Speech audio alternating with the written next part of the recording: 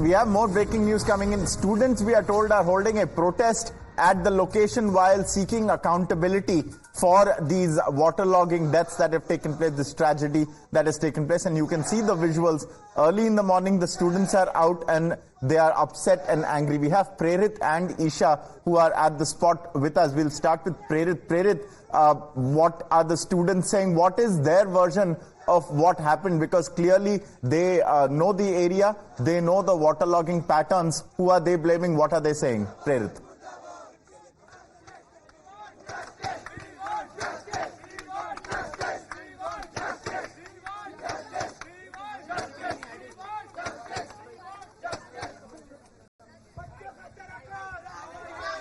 We are just trying to get Prerit on the line with us.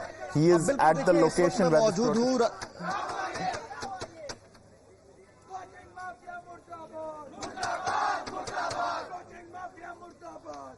आप बिल्कुल देखिए, इस वक्त मैं राजेंद्र नगर मौजूद हूँ और देखिए जिस तरीके से छात्रों की हत्या हुई उसके बाद यहाँ पे छात्रों में काफी ज्यादा गुस्सा और रोष देखने को मिल रहा है। देखिए किस तरीके से छात्र जो ये पूरी रात सड़क पर बैठे रहे, इनके अंदर गुस्सा है क्योंकि इनके बीच के ही लोगों की मौत हुई और साफ तौर पर इनका कहना है कि सिस्टम इनका हत्यारा है। वो जो बच्चे मरे उनकी मौत नहीं बल्कि सिस्टम के लापरवाहियों की वजह से उनकी हत्या हुई है।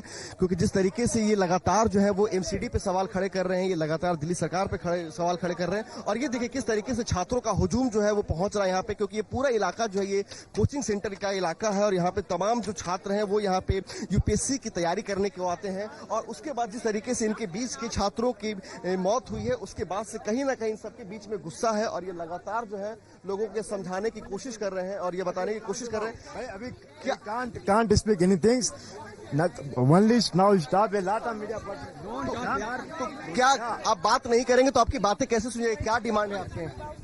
तो देखिए साफ तौर पे जो छात्र हैं उनके भीतर गुस्सा है, वो फिलहाल बात नहीं करना चाह रहे मीडिया से, लेकिन बताना चाहूंगा कि जिस तरीके से छात्रों का हुजूम यहाँ पर देखने को मिल रहा है और इनका साफ तौर पर कहना है कि अभी और भी छात्र आने वाले हैं। यानी कि देखिए पूरा जो इलाका है ये यहाँ पर स्टूडेंट्स आते हैं तैयारी करने के लिए और उन स्टूडेंट्स के बीच में जिस तरीके से ये घटना हुई है तो ये कहीं ना कहीं बाकी स्टूडेंट्स में भी इस बात का डर है कि वो भी जिस इंस्टीट्यूट में पढ़ते हैं, जिस जगह पे वो लाइब्रेरी में जाते हैं, स्टडी करने जाते हैं, वहां पे इस तरह के हादसे ना हो सके। क्योंकि इस तरह की घटनाएं पहले भी घट चुकी है। मुखर्जी नगर में बीते साल जब आग लगी थी तो वहां भी देखा गया था किस तरीके से जो छात्र हैं वो अपनी जान बचाने के लिए रस्सियों से बाहर निकले थे। और उसके बाद बीते दिनों पटेल नगर में जिस तरीके से एक छात्र की मौत हुई तो कहीं ना कहीं छात्रों में गुस्सा है और वो गुस्सा साफ तौर पे देखा जा सकता है। और दूसरी तरफ मैं आपको दिखाना चाहूंगा कि देखिए वो जो घटना स्थल है जहां पे पूरा हादसा हुआ था वहां पे भी आप देख सकते हैं कि किस तरीके से लगातार 4 घंटे से ज्यादा का वक्त लगा था इस पूरे उस जगह पे छात्रों को निकालने में। जिस वक्त ये घटना घटी थी उस वक्त यहाँ पे तकरीबन 35 लोग जो है बच्चे वो पढ़ाई कर रहे थे और अचानक से 7 से 10 मिनट के अंदर वो पूरा बेसमेंट जो है जो 12 फीट ऊंचा है जमीन से, वो पूरा बेसमेंट भर चुका था। और उस दौरान जब इन्होंने आनन फानन में फायर ब्रिगेड को फोन किया उसके बाद यहाँ पे रेस्क्यू की टीम पहुंची, एनडीआरएफ की टीम पहुंची और यहाँ पे तकरीबन 4 घंटे लगे उस पूरे घटना स्थल से बच्चों को रेस्क्यू करने में। हालांकि जिस वक्त ये घटना घटी थी उस पर आसपास के जो लोकल लोग थे वो यहाँ पे पहुंचे थे, स्थानीय लोग, उन्होंने रस्सी के माध्यम से छात्रों को बाहर निकाला। लेकिन जिस पानी का बहाव इतना तेज था कि वो स्टूडेंट्स जो है वो सीढ़ियों पे चढ़ नहीं पा रहे थे और उसके बाद से पूरी कवायद की गई उनको रेस्क्यू करने की। लेकिन उस रेस्क्यू के बावजूद भी 3 छात्रों ने अपनी जान गंवा दी। तो ये देख सकते हैं यही वो कोचिंग सेंटर है, रॉज आईएएस सेंटर, और यहाँ पे बच्चे जो है वो पढ़ाई करने आते थे, जिसको लेकर के कई सारे सवाल उठ रहे हैं कि आखिर ये जो पूरा घटना हुई है इस घटना का जिम्मेदार कौन है। जिस तरीके से वो इलीगल कंस्ट्रक्शन की बात कही जा रही है, क्या उनके पास परमिशन थी कि वो स्टडी सेंटर नीचे बना सके बेसमेंट में? क्या उनके पास ये परमिशन थी कि वो यहाँ पे इलीगल कंस्ट्रक्शन कर सके? जिस तरीके के हैवी टेबल्स और हैवी वहां पे सामान रखे हुए थे उस वजह से रेस्क्यू करने में भी काफी ज्यादा समस्याओं का सामना करना पड़ा है। तो एक बार मैं पैन करके अपने कैमरा पर्सन को चारों तरफ की तस्वीर दिखाई कि देखिए ये पूरा घटना स्थल है, यहाँ पे तमाम अलग अलग जो है वो छात्र मौजूद हैं और यहाँ पे जो छात्रों में गुस्सा है और रोष है कहीं ना कहीं ज्यादातर। और मैं छात्रों से बात करने की कोशिश करूंगा। आप लोग पूरी रात प्रदर्शन करते रहे, यहाँ पे क्या डिमांड है? एक बात बताइए, आप लोग मीडिया से क्यों नहीं बात करना चाह रहे हैं? सर आप लोग सुबह आए हैं, रात में इवेंट हुआ था, और दूसरी बात आप एडमिनिस्ट्रेशन से सवाल पूछ ही नहीं रहे, हमसे पूछ रहे हैं कितना हुआ क्या हुआ। सर हमें कुछ नहीं पता, हम बोल रहे हैं सीसीटीवी फुटेज दिखा दीजिए, अंदर कितने लोग थे उनका एस्टिमेट दे दीजिए, उनके नाम क्या थे, कितने लोगों की डेथ हुई है, कैजुअलिटी कितनी है, कितने लोग सर्वाइव करके उनकी कंडीशन क्या, उनके नाम क्या, कुछ नहीं पता। तो हमसे मत पहले एडमिनिस्ट्रेशन से एक सवाल ये क्या इस बात का आप लोग को भी डर है कि भविष्य में आप लोगों के कोचिंग इंस्टीट्यूट में इस तरह घटना घट सकती है? बिल्कुल। एक बार ये तार देखिए कितना मोटा है, एक बार ये तार देखिए कितना मोटा है। गिर गया अभी लड़के की पिछले 3 दिन पहले मरा है वो, इलेक्ट्रिक्यूट हुआ है, तार गिरा नीचे, उसने गेट सपोर्ट के लिए पकड़ा था, बेचारा मर गया। ये मोटा तार एक बार ऊपर देखिए, यहाँ पे गिर जाता, पानी था यहाँ पे, कितना क्या होता, कुछ देखता वहां पे। लाइब्रेरी जाके देख लीजिए, कोई भी लाइब्रेरी आपको सारे में ना तो इलेक्ट्रिक का काम सही से होगा, इतना छोटा रास्ता होगा, आपको भी यहाँ पे लाखों लाइब्रेरी होगी। Clearly, there is a lot of anger that Prerit, while you're reporting there, we also have Isha who is at the location. And Isha, we've just heard from a number of the students there. They are furious and they say that there are many other things that are amiss, from electricity cables to who knows what else. What is the sense that you are getting? It looked like a very large coaching center. Why were the students in the basement? Was there a permission to have a library in the basement? Ankit, these are all questions that we need answers to, and only time will tell if adequate permissions were given and granted. But currently at this spot we can see that these are all civil service aspirants, and the anger in them you can see here. Requesting my camera person Ankit to show you here the visuals. They have started gathering in large numbers and are demanding justice. They have been sitting here since the night, and they've been stating that there are more people inside, there are more of their students stuck inside, and their anger is about the mismanagement of the Delhi government. But Ankit, not just the coaching center. I'd like to show our viewers a sense of what exactly is happening here, to show the level of mismanagement here. Can you request my camera person to also show you here the level of water logging? This is old Rajendra Nagar, this is Karol Bagh, and you can see while just a few hours of rain has completely inundated this entire area. You can see one more fire brigade has also been brought on the spot, and the police personnel is also present here. But a lot of anger in the students. 3 have been confirmed to be dead as of now, but rescue operations continue as we speak. In the visuals also you can see several policemen also here monitoring the area. But again, the point being that so many electrocution related deaths have taken place, waterlogging related deaths have taken place. The Aam Aadmi Party government is trailing blames yet again and has no accountability to be taken. We have more breaking news coming in. Students, we are told, are holding a protest at the location while seeking accountability for these waterlogging deaths that have taken place, this tragedy that has taken place. And you can see the visuals.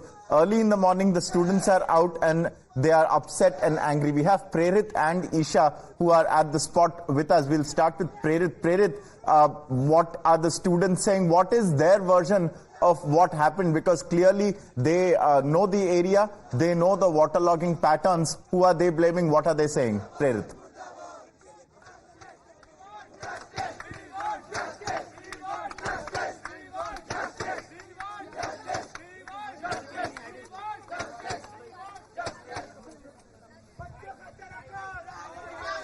We are just trying to get Prerit on the line with us.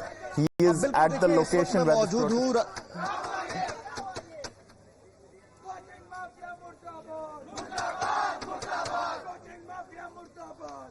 आप बिल्कुल देखिए, इस वक्त मैं राजेंद्र नगर मौजूद हूँ और देखिए जिस तरीके से छात्रों की हत्या हुई उसके बाद यहाँ पे छात्रों में काफी ज्यादा गुस्सा और रोष देखने को मिल रहा है। देखिए किस तरीके से छात्र जो ये पूरी रात सड़क पर बैठे रहे, इनके अंदर गुस्सा है क्योंकि इनके बीच के ही लोगों की मौत हुई और साफ तौर पर इनका कहना है कि सिस्टम इनका हत्यारा है। वो जो बच्चे मरे उनकी मौत नहीं बल्कि सिस्टम के लापरवाहियों की वजह से उनकी हत्या हुई है।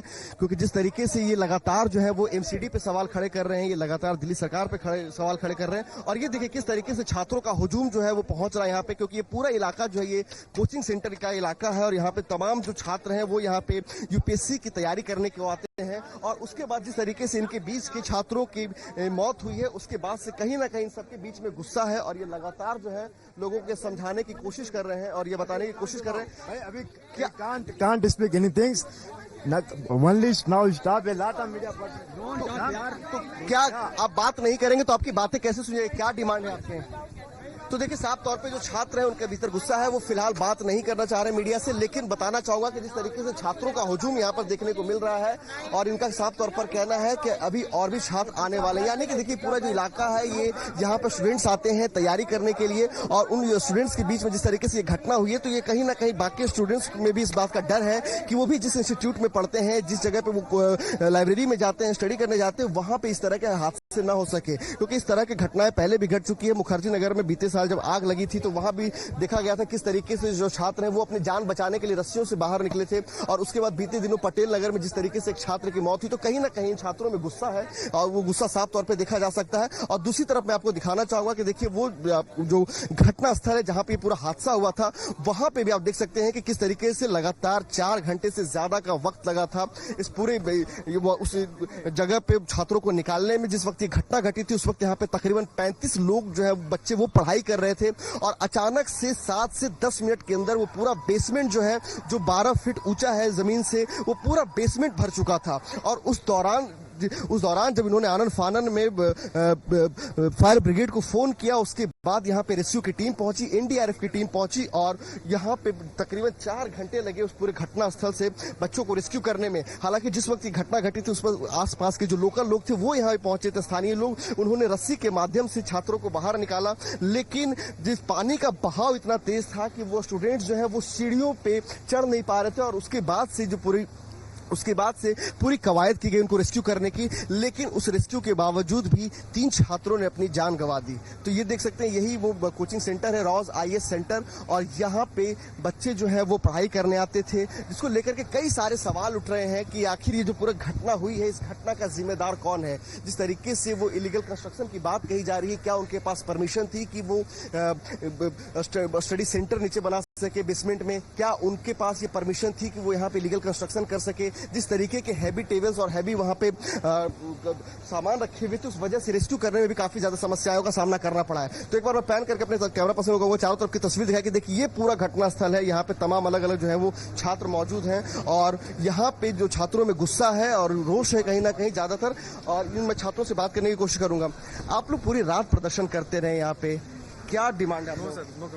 एक बात बताइए, आप लोग मीडिया से क्यों नहीं बात करना चाह रहे हैं? सर आप लोग सुबह आए हैं, रात में इवेंट हुआ था, और दूसरी बात आप एडमिनिस्ट्रेशन से सवाल पूछ ही नहीं रहे, हमसे पूछ रहे हैं कितना हुआ क्या हुआ। सर हमें कुछ नहीं पता, हम बोल रहे हैं सीसीटीवी फुटेज दिखा दीजिए, अंदर कितने लोग थे उनका एस्टिमेट दे दीजिए, उनके नाम क्या थे, कितने लोगों की डेथ हुई है, कैजुअलिटी कितनी है, कितने लोग सर्वाइव करके, उनकी कंडीशन क्या, उनके नाम क्या, कुछ नहीं पता। तो हमसे मत करिए, पहले एडमिनिस्ट्रेशन से। एक सवाल ये, क्या इस बात का आप लोग को भी डर है कि भविष्य में आप लोगों के कोचिंग इंस्टीट्यूट में इस तरह घटना घट सकती है? बिल्कुल। एक बार ये तार देखिए कितना मोटा है, कितना मोटा है। गिर गया अभी लड़के की, पिछले 3 दिन पहले मरा है वो, इलेक्ट्रिक्यूट हुआ है, तार गिरा नीचे, उसने गेट सपोर्ट के लिए पकड़ा था, बेचारा मर गया। ये मोटा तार एक बार ऊपर देखे, यहाँ पे गिर जाता, पानी था यहाँ पे, कितना क्या होता, कुछ देखता वहां पे।